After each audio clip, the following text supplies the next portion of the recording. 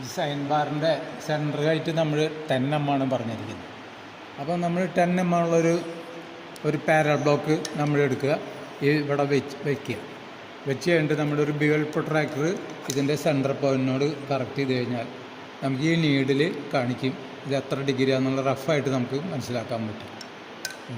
അപ്പോൾ അതിൽ കറക്റ്റായിട്ട് നമുക്ക് കിട്ടും.